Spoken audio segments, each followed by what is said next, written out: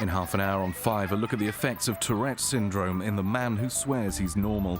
First, Fifth Gear, and Tiffany Dell will be online after the show to answer your questions at 5.tv/Fifth Gear.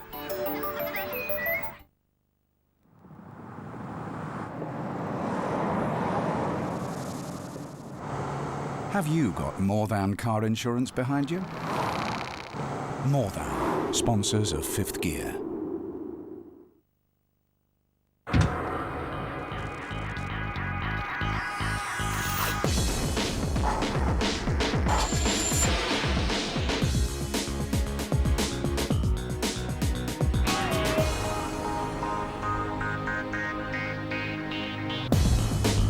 This week, the car Tiff's been waiting for, the new Porsche 911.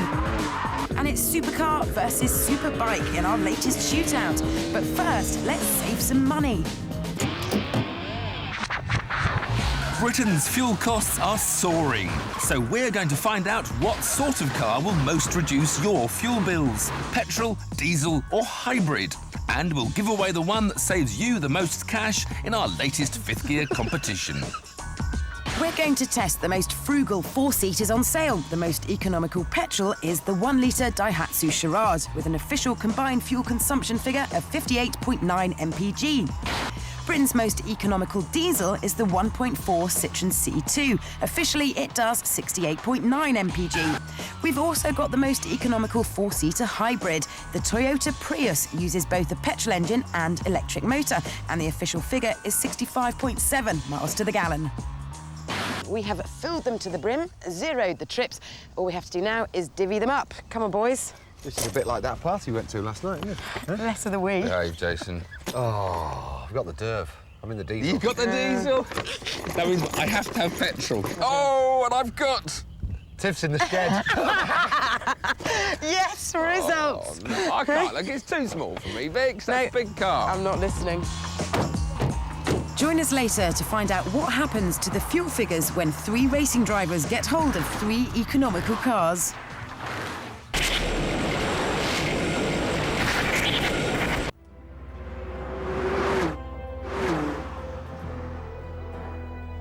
It was first created in 1963. There have been 15 different incarnations, and in total over 100 different models. So you'd think that the world might have grown bored of the 911. But somehow, no. Sales are stronger than ever. The Porsche's image hasn't waned.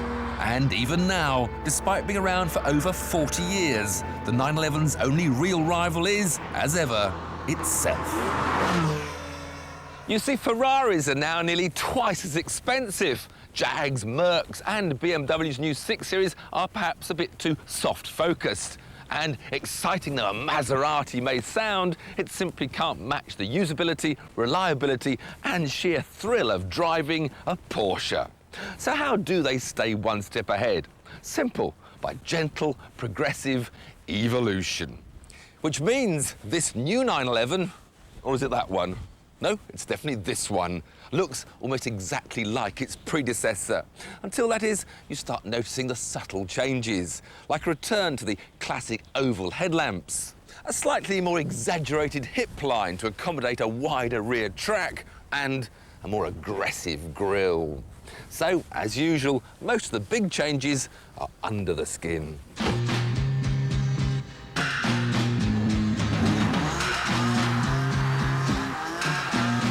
Prices have only increased by a few percent, and of course you get more power. Initially there are 2 models, the 58 grand entry-level Carrera with a 3.6-litre flat 6 and 325 horsepower, and this Carrera S with 3.8 litres and 355 bhp, which will set you back 65 grand. To cope with that extra power and a slight increase in the torque, there's an all-new 6-speed gearbox, which is just as good as the old one. And if anything, the clutch pressure is a little bit lighter. However, one first for a new 911 is a variable power steering rate. so that at slow speeds, it's nice and easy for parking, whereas at high speeds, it's just as sensitive as it always was. And the rack, in this case, is a bit quicker than before, so less turns from lock to lock. But perhaps the most important first is the first time they've had an active suspension management option, so that now with it switched off, you've got a slightly softer Porsche for mainly road use. It's a little more comfortable ride, although on the previous one, the ride was never a problem.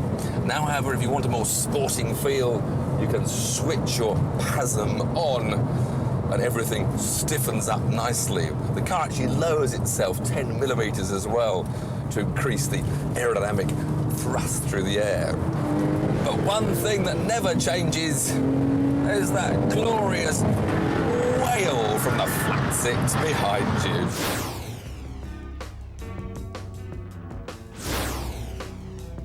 One major criticism of the old car was its interior, which lacked any visual drama and for the money felt cheap. Although the new 911 feels far better built and is decorated with some metallic eye candy, it's still no Aston Martin DB9 inside. But then again, Porsche have never made grand interiors. Instead, they've always concentrated on very functional ones, and this 911 is no exception. Mind you, they've got a bit carried away with the cup holders.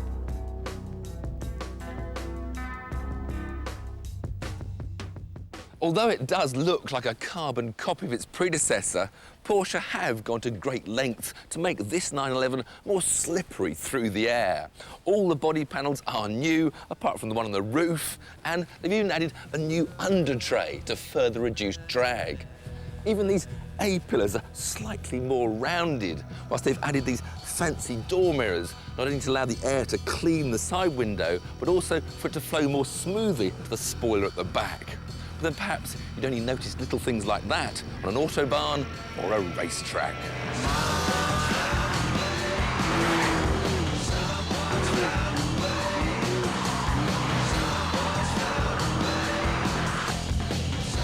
So with our PASM on and our PSM Porsche Stability Management off, and a greasy Silverstone circuit beneath our fat 19-inch rims, it's time to see just how good this new Porsche is.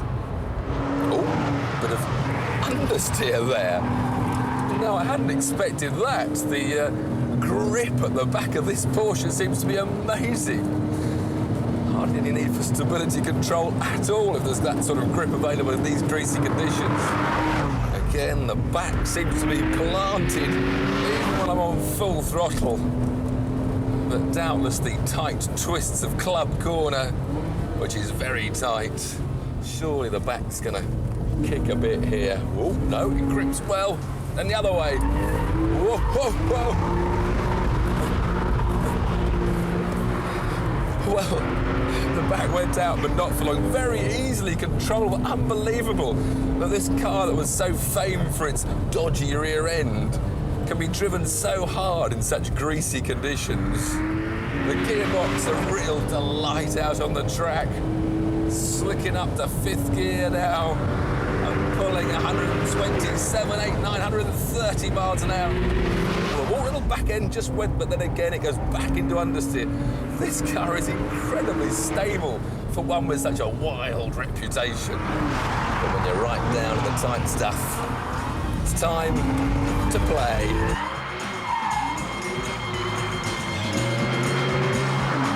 So, the 911 remains by far the best way to spend 60 grand on a car. I know a lot of people make a big fuss about the new Aston Martin AM V8 that's due out next year, but to beat this, it's going to have to be something very, very special indeed.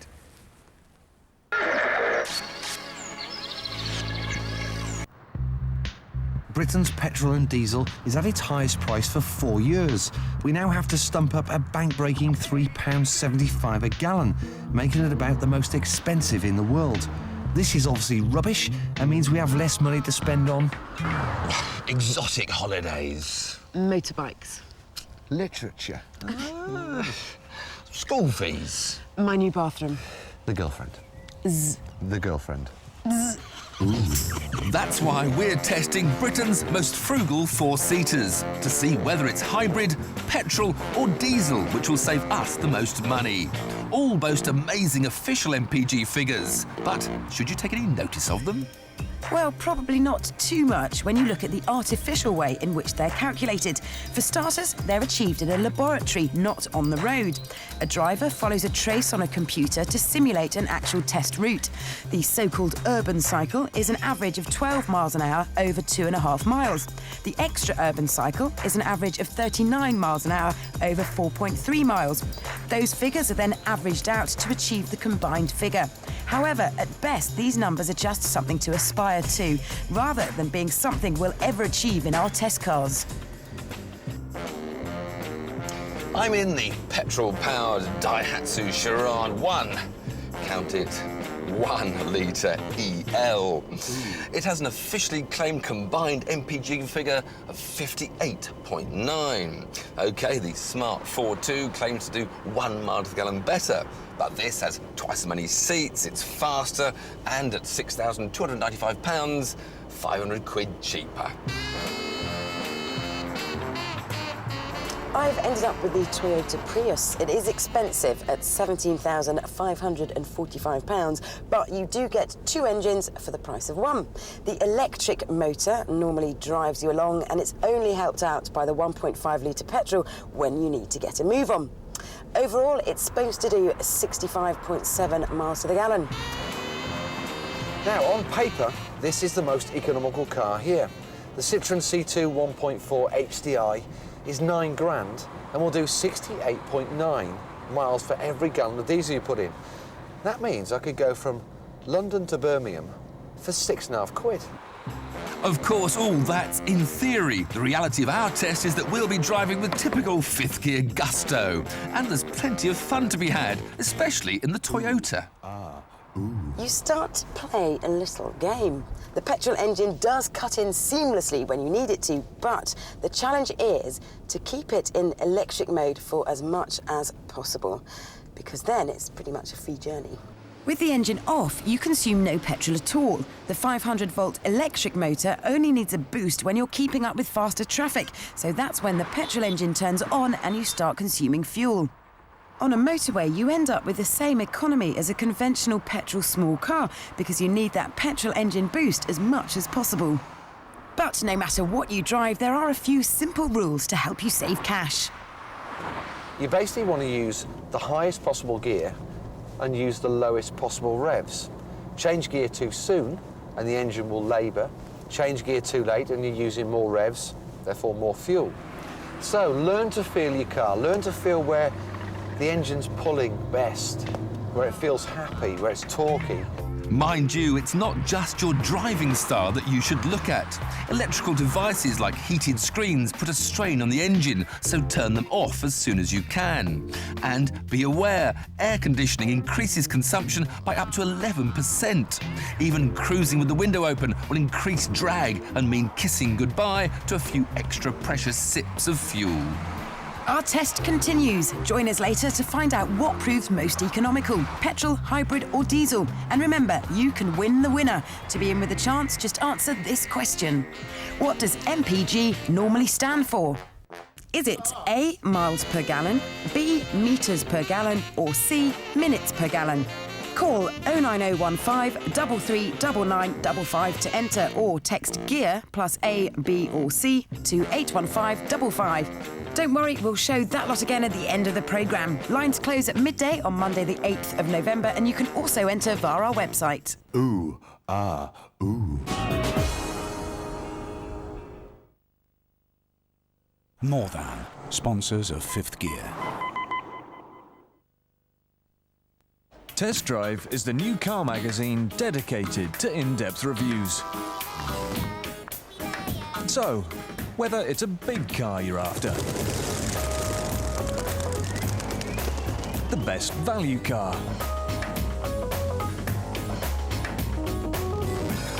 or if you're just looking for a small one, before you decide, take a test drive.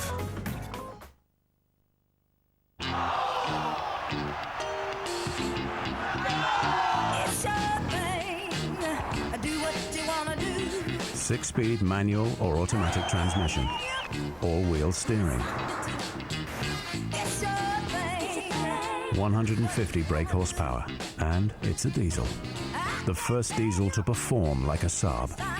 The new 9.3 Sports Diesel from just $18,995. What happened to doing the things in life you really want to do?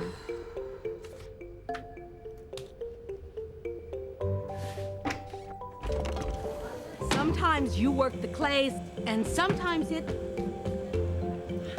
Oh, perfect!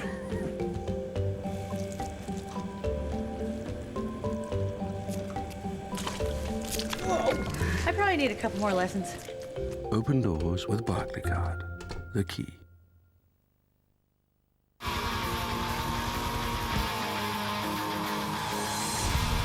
So you back on the block, huh? Yeah, it's good to see you back.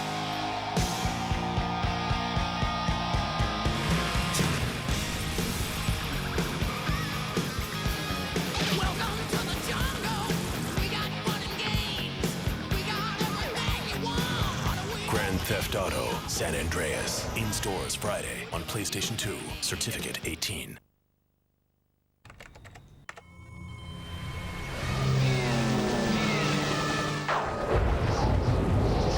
Hey man, we're here for the download gig. Oh yes, James Pike has bought an iPod. Okay guys, we've got a first-time downloader. 1, 2... No, it's okay. This isn't dial-up. It's much faster. Cool. With BT, you can download large music files up to 3 times faster than with some broadbands, and all through your BT phone line. Just $17.99 a month. Visit bt.com. BT, more power to you. You are watching 10 ninjas on a secret mission. 9 are wearing new Sure Crystal, designed to reduce white marks on clothes. The 10th ninja is wearing normal deodorant.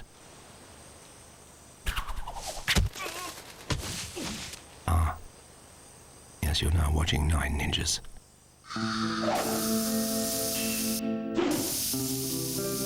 New Sure Crystal for men, unbeatable at reducing white marks. When your skin is sensitive, it can be sensitive all over, including your scalp. So what do you do when that sensitive scalp gets dandruff? Try new Head & Shoulders Sensitive. Without colours and strong fragrances, it's first anti-dandruff shampoo for sensitive scalps, with research supported by the British Skin Foundation. Ordinary shampoos leave dandruff behind, whilst Head & Shoulders gives you 100% flake-free, gorgeous hair. Dermatologically tested Head & Shoulders Sensitive. Dandruff has a sensitive solution. Do you want another drink? I'm fine. Ed. You if you apologise for swearing with Tourette's, you're going to be doing it quite often. The Man Who Swears He's Normal. Tonight at 9 on Fox. MoreThan, sponsors of Fifth Gear.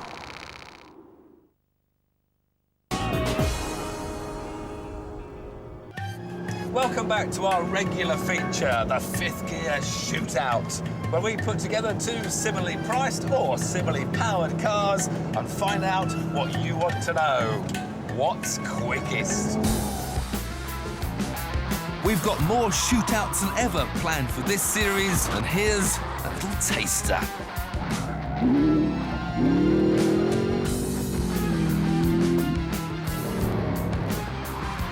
Also this series, as well as the straight head-to-heads, we're going to be drawing comparisons with some of the shootouts we've already done, and you'll be able to see a full table of results on our website. So far, the fastest car we've tested is a BMW M3 CSL, with a lap time of 50.08 seconds. The slowest is a Mercedes Sprinter van at 67.2 seconds. We've discovered a diesel Skoda is quicker than a Mini Cooper, and that 25 grand's worth of Vauxhall VX220 Turbo will buy you more pace than a Porsche Boxer, a BMW Z4 and even an M3. Today we're dropping the shootout rules on similar power and price in order to settle an age-old debate. What's quickest, supercar or superbike?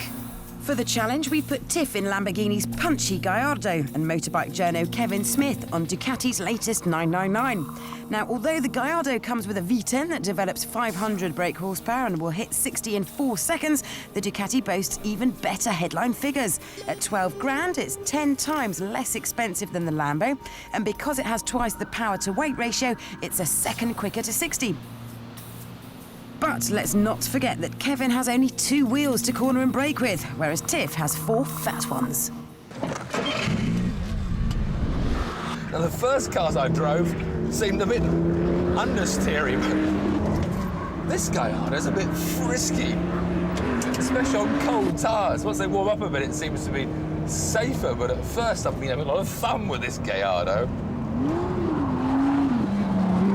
Over the top. Flick it right. Oh, give it some. The only problem with this Lambo, as I found out when I first drove it, is the gears are very tall. So you only use 3 gears, and you need first gear for the hairpin. Really good brakes, that. Right, enough of the showing off. Time to set a quick lap. Neat and tidy through turn 1. A little drift through Adverts. A flash of opposite lock through the radar complex. Neat and tidy round the hairpin. Through Douglas Mount View and on to set a lap time of 49.69 seconds. Beat that, biker. Kevin's certainly good at the showboating, but as you can see, it's exceptionally hard to keep the 999's nose down under heavy acceleration. And when going into tighter bends, Kevin has to brake much harder than me. But once out on the straight, his acceleration is truly awesome. When it comes to heavy braking, he can even get the back out. Good boy. Time for the deciding lap.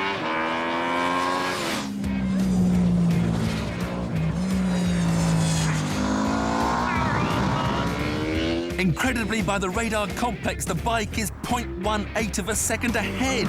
But under heavy braking for the hairpin, the gap's dropped to 0.16. Now there's just the high speed left, right, left of Douglas Mount View to come, and the Ducati catapults out of it to defeat the Lamborghini by 0.44 of a second. So, 2 Italian wheels are better than 4, and the Ducati takes the #1 spot on our shootout table, with the Gallardo a close second. But don't worry, because Tiff has a plan to get back to the top of the table with this, a Mosler. Find out if he succeeds later in the series.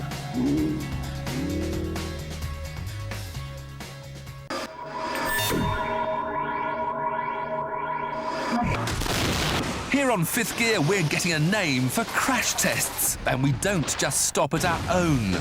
We're scouring the world for some of the most surprising and interesting experiments done in the name of safety. Our first example comes from Switzerland. Winter Tour Insurance and DECRA wanted to know what happens when a quad bike crashes into the back of a parked car. Since July last year, it's been possible to make a quad bike road legal with minimal re-engineering. Sounds like great fun, but this crash test footage kind of puts a dampener on things. The major problem cited by Winter Tour's experts is that the braking mechanisms are often old and outmoded. The 60km/h impact results in a peak of 61 G.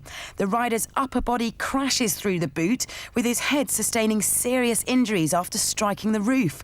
His lower body and upper thighs also take a battering after hitting the handlebars.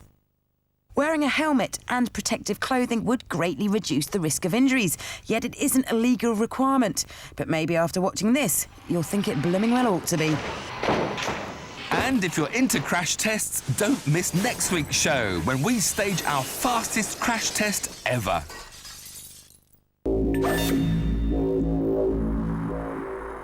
We're testing some of Britain's most economical cars, and after 100 enthusiastic miles, it's time for a rough tot-up. Boys, you should fill this for me. If either of you were gentlemen, you'd be filling it for me. Your motor, Treacle. Don't you treat for me. By the way, to find the cheapest petrol and diesel nearest to you, check out aapetrolbusters.com. According to them, the average cost of unleaded is 84p a litre, with the cheapest around 81p. Take advantage of that 3p difference and the average motorist will save a very handy £100 a year. With our tanks brimmed, there's now just a bit of simple maths between us and the truth about our fuel consumption. Right, who's got the sheet? Calculator. Give us some numbers. Can you do this without your half-moon glasses on? It's almost the same as yours was, and it's a different thing. I checked the calculation. Divided by 4.45. 4.54. He's at it. Yeah, 60%. Right, let's get. Hang on a minute. Try again. No, we do 35.3 for MPG. No, 0.54 equals 2.83. What is the upshot? In broad terms, yes. The Toyota did 34 miles to the gallon, the Daihatsu did 35 miles to the gallon, and the Citroen did 42 miles to the gallon. The hybrid Prius proved to be the thirstiest, returning just 34 miles to the gallon, suffering because the majority of our driving was done at higher speeds, where it mainly uses its petrol engine. But we have seen up to 55 mpg around town, so if you stick to the suburbs, hybrids could still be the cars for you. The petrol Daihatsu did 35 miles to the gallon. To keep up with the others meant whizzing around on full throttle, so unsurprisingly, the fuel economy suffered. The diesel Citroen did 42 miles to the gallon, good enough to make it the most economical car here. And given that Mr. Plato isn't the kind of driver to pussyfoot around, this must be a very frugal little car indeed. It also means that this is the car we're offering as our competition prize. So, to be in with a chance of winning a brand new Citroen C2 1.4 HDI, all you've got to do is answer this simple question. What does MPG normally stand for? Is it A, miles per gallon, B, metres per gallon, or C, minutes per gallon? Call 09015 339955 to enter, or text GEAR plus A, B or C to 81555. Lines close at midday on Monday the 8th of November, and you can also enter via our website.